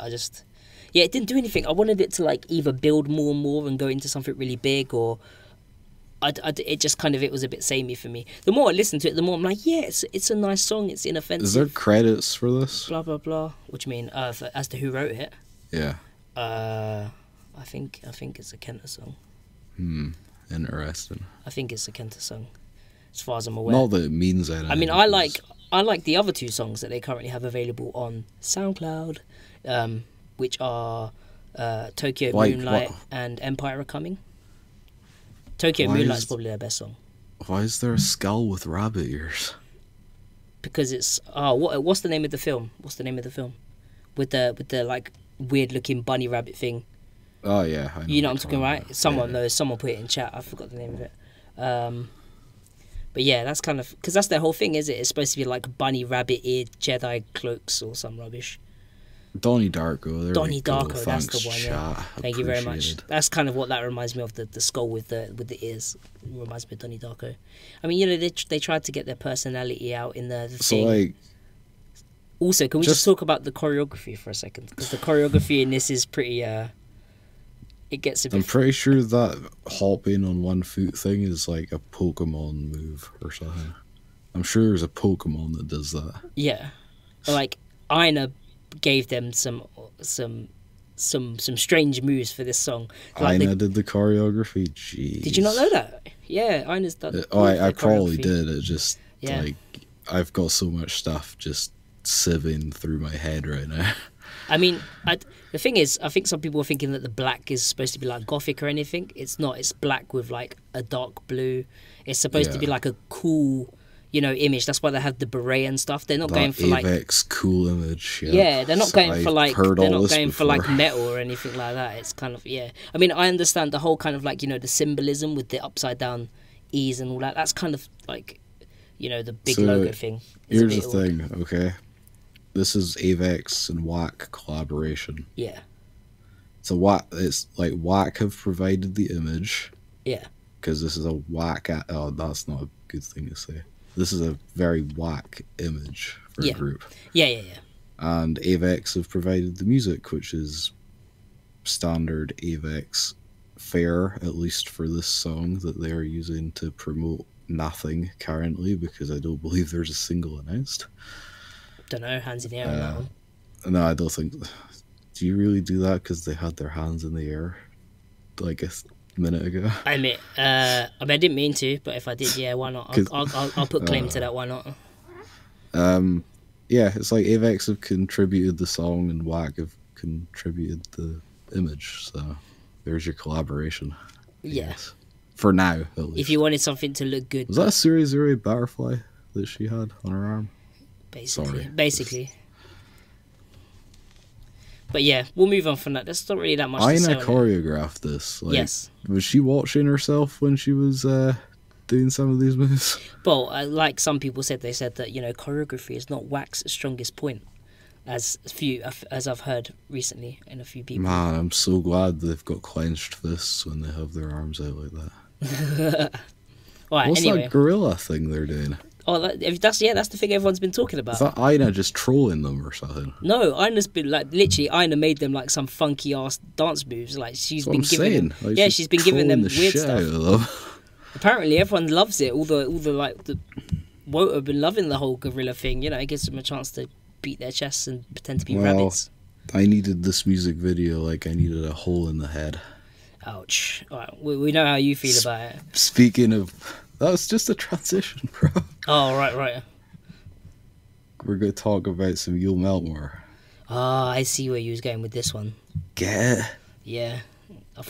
Some song title that I can't read because you haven't bothered to translate it. Aruku no Osoi Inu. There you go. Whatever that means. PG-13, guys, so if there's anyone here that's under 13, tune out now. Half of our viewership leaves. Well, it's supposed to be Late Walking Dog if you right click it, but it's actually not, because when they gave it an English version on the album, it was like Walking Dog Late or something like that. I was like, what? All right, cool. Walking your dog late at night, bro. Yeah, pretty much, right? So yeah, they're like all in a bar with 4 drum kits, just having a sesh, basically. I mean, the intro, to be honest, is super cool, in the suits with the glasses on. They're actually mostly all drumming. Yep. Some better than others, I'm not going to lie. I'm not going to say who, because, you know, we don't need to throw that kind of slander around. Yeah, Oshi Wars does not need to commence right now on drumming. But yeah. Yona B looks like a total badass with her hair straight and like not all tied up in a Christmas tree or whatever. Yeah. And then some bros in suits walk in and shit's about to go down. Pretty much. Man with his Wolverine claw. Yeah, man with Thor hammer. Man with Thor hammer. Yeah, the Thor's hammer. Oh jeez. I love the fact that it's so OTT. It's kind of like, you know, we're just drumming, and as soon as someone knocks the kit over, she's like, "Bitch, you just knocked my drum kit over." I'm about to put a cap in your skull. Pretty much. Anno's glasses is on some Morpheus level Matrix shit. Just. Whoo, whoo. Do you reckon it's just fans that, you know, they're just like, yo, Yeah, we need some probably. fans to pretend to be Yakuza. We will probably pretend to shoot you or whatever. Oh, Yona B took her glasses off. That's when you know shit's about to get real. Yeah. Yeah, so basically this is kind of like way more over the top giant killers. Pretty much. But it's less about revenge and more about just, you've annoyed me, you all must perish now. Pretty much. Man, that guy took an axe to the throat and then burst. It kind into of reminds pixels. you of kind of like, you know, Quentin Tarantino stuff, or like Kill Bill, or that sort of stuff kind of reminds you of. Pretty cool. Why does Yona B have a pistol with an extended barrel and a scope? Yeah, and then like an arm grip, like forearm stabilizer that isn't out. So like when she's shooting, it's like going all over the gaff. Look at the state of that gun. Yeah, but check out this Jedi guy who blocks it with the sword for a few shots. Watch. Bing, bing, bing, bing, bing. And then he just gets shot up. Yeah. She's like holding the gun with one hand. That's pretty impressive considering how. Must have like. Never bring a banana. You know? Never bring a banana to a gunfight. She must go gym for that no recoil. Yeah, pretty much, right? Man, why is everyone bursting into pixels? Oh, it's because it's all pixelated on purpose. I know, it's a joke. Oh, right. There's me explaining everything as usual. Someone took a full auto to the chest. I wanted to make like a sleight of hand pro or like a Commando Pro reference from like Call of Duty, you know, with the long knife range and that sort of stuff. But it never came up for me. But yeah, they kind of kill everyone off. dies, and it's like we're back to drumming because. But drumming even more furiously than the first time. It's kind of like blame it on the boogie, I guess. Fucks. Oh, that was pretty good. Really drummed that one in. Never mind. But yeah, I can't say what I want to say to transition us into the next video because it's very inappropriate. Alright, we'll keep the. We're a good Christian podcast. We're a good Christian podcast, guys. Remember that. Let the monetization gods smile upon me and pay me 50p. Oh, if we show anything from this next video, we're getting demonetized for all. It might be alright. Someone said, yeah, I thought pixels were what happened when Japanese people get exposed. Oh, Jesus Christ. Behave, all of you, behave. Anyway, we'll move on to the... Have we even got to the bit with the dog yet? Have we restarted? Has the dog been and gone? No, dog's not even there yet. Dog's not even... Yeah, guys, Dog the Bounty Hunter shows up and they have a shootout. It was totally out of left. Are you sure? Oh, no, here you go, yeah. So basically the whole entire title of the song is... Yeah, it's a dog. I said to you when I was watching this to prepare for the show, I was like, they don't shoot the dog, do they? Yeah, just in case. And I was like, not that I remember, no. Poor Yunapi looking so affectionately at the dog. If only she looked at you like that. God, yeah, if only she looked at me like that, fucking Buppan. Oh, so we can move on to the next one, which is... Do not recommend. This is the next one, which is Suzu Hinata, who used to be in Petit Pas. She's now doing a solo project called the LunaBell, and this is her first MV and first song from that, called Ghost Party at Christmas Night. Very literal. Yeah, pretty much, right? I'm just gonna throw it out there. I actually really like this song. It's pretty much my comment. I like it as well. Yeah. I like the visuals as well, but we don't have to get into that. Yeah, the visuals are quite nice. I don't like Man's obnoxious neon green bass strings. I thought they were awesome. They are obnoxious, but I really liked them. I was like, it looks really cool. Well, I'm not a fan. My feelings on this, if you haven't seen my reaction video, go and watch that, was that this is basically like her version of Kyari Pamu's. She did that song called Crazy Party Night, which she did for Halloween. You know, dum, dum, dum, dum, dum, dum, dum. Don't think it was called Crazy Party Night. What? I'm sure it was called Crazy Party Night. I might, because she even sings it in the chorus. I'm sure it's called Maybe. Crazy Party Night. But yeah, and essentially this is basically like Suzu's kind of Christmassy version, you know, kind of Nightmare Before Christmas. It was. Style. I got told. Thanks, chat. Oh, cheers for backing me up on that one. Safe. This is like Nightmare Before Christmassy, I think you said, or people have said. Yeah, that's kind of what I was feeling. Kind of. It's pretty impressive considering all they've really got for a set is a curtain and a chair. Yeah, in like a kind of They kind of made it work. Yeah. It's kind of like, it's Christmassy, but in like a dark kind of gothic manner, if that makes sense. They also like bought a pack of Christmas CG effects by the look of things. Oh, they probably just downloaded them off YouTube, if we're honest. Maybe. Yeah. I'm pretty sure I've seen that like Santa thing before. I could probably go and find most of it online and use it myself. Cue Terry with the Christmas special effects for next podcast. I'll get some Santa things flying across. What do you mean for next podcast? We already have snow. I know, right? I don't even know. Would you reckon we're going to have enough to do a podcast next week? Who knows?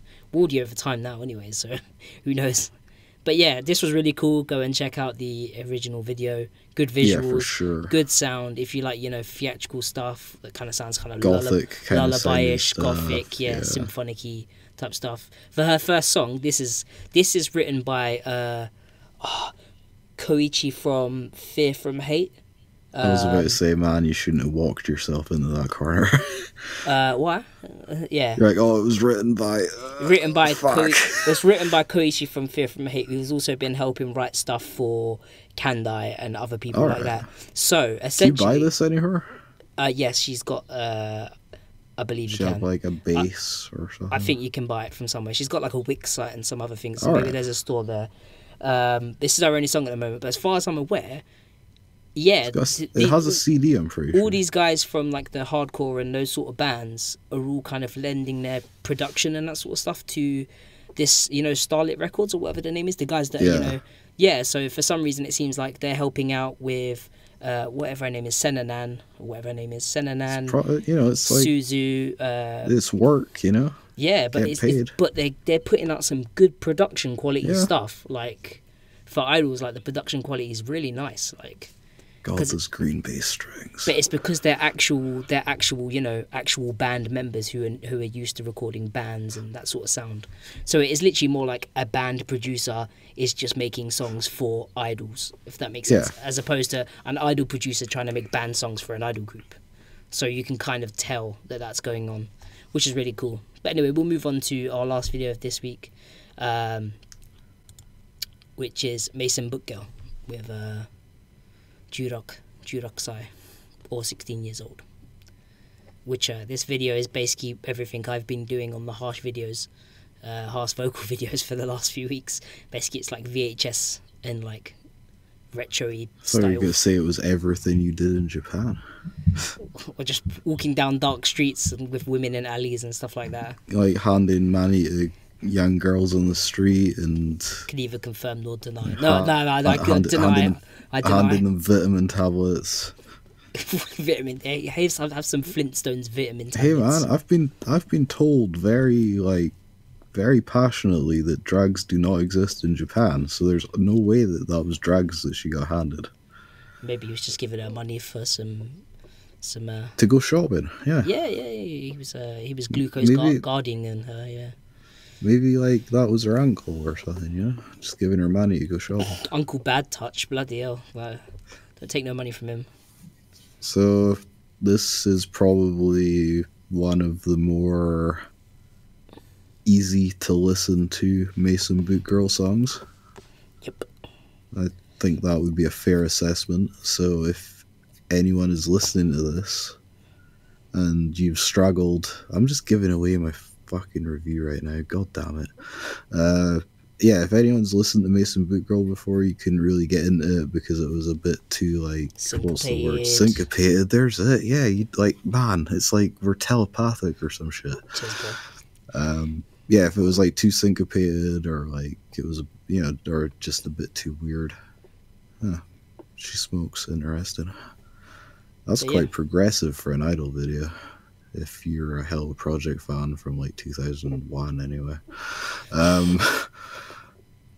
Yeah, like if you haven't been able to get into Mason Boot Girl, then maybe give this song a go because it kind of, it's kind of a bit easier on the ears. It seems like it's about like drugs, sex, and possible homosexual feelings by the look of the video. Can neither confirm nor deny any of those things. Yeah, but please don't demonetize us. From the video, that's kind of what they kind of put certain themes and things across in the video. You realize because you said those words, there's now like a tag on the video from YouTube, right? Really? Oh, bloody. Yeah, that's how it works. Jesus. I said Jesus as well. Jesus Christian podcast, save the Lord. Oh, now you're talking about religion. Oh no, jeez. What can I say to get us? Pretty much nothing, really. Disney. No, that's not gonna work. Copyright strike. Never mind. But anyway, that was our last video. It's quite a tame Mason Boot Girl song. Yeah. The video's, like, if you dropped acid and watched this video, it's probably fucking amazing. Yeah, it's pretty vague in what it does, but yeah. I dig it though. Yeah, it's cool. It's cool. I like this retro VHS stuff, as most people would have figured out by now. At least they ditched the hoods for one video. Yeah, that's true. So yeah, that's pretty much our last video for this week, and we've come to basically the end of the show. So a big thank you for joining us. I've got an end screen, guys. The future is now. I think I had one before, but I always forgot about it. We did say that we had. I'm going to give Terry a flashback right now. What was it? Bum, bum, bum. Announcement time. You can have all of it, but you can only have one. Okay, so we talked about this at the start. If you weren't here at the start, then surprise, we have an announcement that we are going to be doing a Christmas giveaway. Hooray! Yeah. Basically, don't really have to do much. Subscribe to the channel. That's a big one. Standard. On the VOD, not the live stream, if you're watching this live, on the VOD, thumb up the video and leave a comment telling us what you want from Alternative Idol in 2018. Not from us, but from the scene. So from the scene. From the scene, not from us. Like, you want a group to do something, you want, like, I don't know, you want someone to get back together, you want a collaboration. I'm giving you plenty of ideas here. Yeah, like, what do you want to see in 2018 from all Idol? One-word answers discouraged, but I guess we'll take them if we have to. Yeah, no, try and make it interesting. You know what I mean? Because I'm going to be give putting us it through crazy I'm going to theory. put it through a random comment picker, and if it comes up and someone just puts like more stuff or something like that, then I'm probably going to skip you. Rejected. So try and put some sort of effort into it, please. Yeah, we'll pick a couple of winners. Like we'll get a prize pack of some description. We're still kind of. John isn't around, so it's kind of hard to coordinate that. Yeah, we've all got stuff to give away, but obviously we all live in different places, so we're gonna probably maybe do a package or do something. But we'll have a couple of people to give away. There'll be like 2 or 3 winners because we have a few things stacking up that we should probably move on to new homes that will appreciate them. Exactly. Yeah, we want to spread the wealth, as it was. So yeah, that's pretty much that. Subscribe, like the VOD, or thumb it up, whatever they're calling it now. It used to be likes back in my day. Thumb the video up, the VOD, and leave a comment telling us what you want from the alt idol scene in 2018. If you're watching the VOD. And like, maybe don't just say I want X group to come to my country. Yeah. Go on Facebook and tell Derek that. Yeah, maybe he'll make it happen. But yeah, that's pretty much it. Just want to give back to you guys because you're cool people. Thanks for hanging out with us and, making the community what it is. We really appreciate it. Always very much appreciated. Not like we're the arbiters of the community or anything, but you know, we do what we do, you know what I mean? We just want to give you guys a platform to chat to us. We chat to you. We get to talk about news. Anyone who, you know, wants to get into this sort of thing and finds it, you know, a bit overwhelming, you know, join the groups, talk to people who are, you know, more into it. Like, basically, we just want more people to see more cool shit and get into it so that we can all talk about it and discuss quite how cool it is. That's pretty much cool songs by cute girls. That's what I want people to find out. Which should be our slogan, but we don't have a slogan because we don't need one. So, yeah, let's plug some stuff and get out of here because we are verging on 2 hours, and that's just ridiculous. Yeah, go on. I have nothing to plug. Pretty much, if you're... fair enough, I do. Recently, I've got all the new content on the channel. I've got the reaction videos and all that sort of stuff. Hopefully, you guys are enjoying the reaction videos. Like I said before, if you guys have suggestions for reaction videos or new videos come out and I've missed them, can you guys drop them on my Twitter or in the group, or can you just tag me in them just to say, hey, tell, like, there's new stuff out. Do you want to come check this out? Because at Ramen Shuriken. Yeah, at Ramen Shuriken on Twitter, and I'll check that stuff out. Or at All Idol Podcast, even. Either way, that'd be fantastic, and I'll go check that stuff out. So give me some ideas, guys. Also, retweets, right, Terry? Retweets are... Yeah, I mean, I've talked about it on Twitter that I don't think people quite understand the power that a retweet has to boost engagement on something.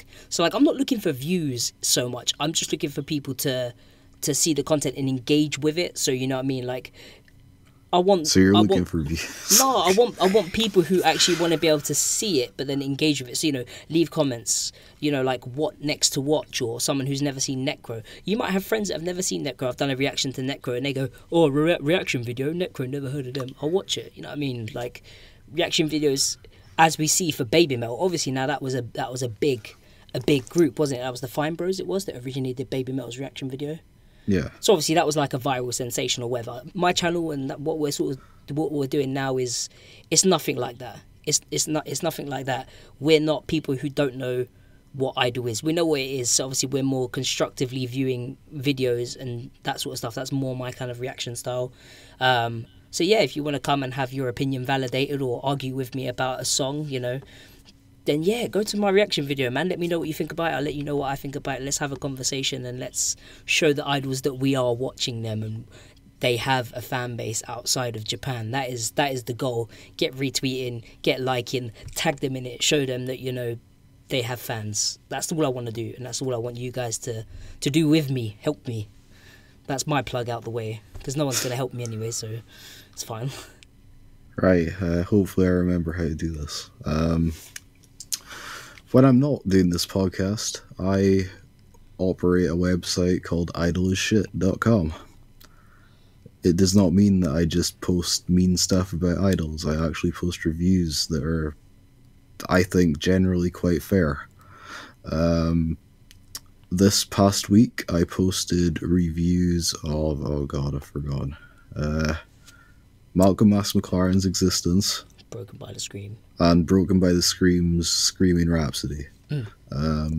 If you like your idols heavy, then you need to know who Broken by the Scream are. I was shocked how many people had never checked them out until I wrote that article. Yeah.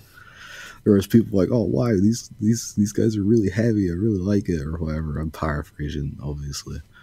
Or so, I'd heard about them, but like I'd never checked them out, but now I did. They're awesome. It's like, yeah, awesome. I'm glad. I think a lot of people had only ever seen their first MV, you know, the Oh My Mega Me. But if you think Oh My Mega Me was like a big deal, you need to see the rest of the stuff, because like it's real completely talk, different. Real talk, Broken by the Scream. I know some of you understand what I'm saying right now. Spotify, come on, let's make it happen. Come on, Pony Canyon or whoever it is you're signed to. Yeah. Let's get them out there. So yeah, I did those 2 reviews this week. I am doing an album review doubleheader this coming week, which is, you know, this coming Wednesday. From whenever you're listening to this, I will have a review of Gang Parade's recent album, Gang Parade Takes Themselves Higher. Yep. And then, assuming I manage to get the review finished, I will also have a review of Billy Idol's last album. Oh, cool. On Friday. So that's a whack kind of sandwich. Matsukuma Kenta Watanabe production doubleheader. Okay. Cool. Then basically after that, it's 2 reviews a week until we hit the middle of January, where I'm putting my end of year stuff out, because I actually wait until the year's over before I do that. I saw so many like end of year articles come out at the start of December. It's like, you guys do realize there's another month, right? Yeah. Just me? I don't know. It seems weird. So yeah, expect that. Terry's maybe going to make some fancy videos for me. We'll see. We'll have to talk about that.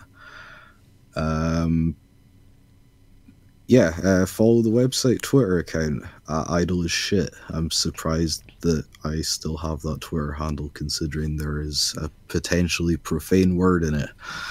I've been tweeting a lot on there lately, having a bit of fun, you know. Some people have not been appreciating the fun, which is more fun for me, if I'm being totally honest. But, you know, just like tweeting random thoughts about the community, like random like website tidbits. Like, I announced the vinyl feature that I'm going to start next year on there. So, you know, you get like all the random thoughts I'm having about the website and the scene, and you also get updates when I post articles, like multiple times during the day. So sorry about that. At Idle as Shit on Twitter, idleasshit.com. Check out the Facebook group. Subscribe, like, comment, all that good stuff. Well, that's pretty much it for today's Straight from Alternative Japan. Idol. Yeah, straight. Check out John. Yeah, check out John. Well, John will be on the next podcast anyway. Straight from Japan. Yeah. .com. Yeah. Is that right? Yeah. I know. But yeah, that's been us for today's podcast. A big shout out to everyone who stuck around with us for the whole show, you know, as it's getting on nearly 2 hours now. Thank you to everyone who's, you know, been in the comments, you know, and all that sort of stuff. You guys make up the community and we're very thankful for it. And we shall catch you on the next one, hopefully at full force with all 3 of us and John's tales from the Necronomidol US tour. So yeah, until the next one. Catch you later, guys. Thanks, guys.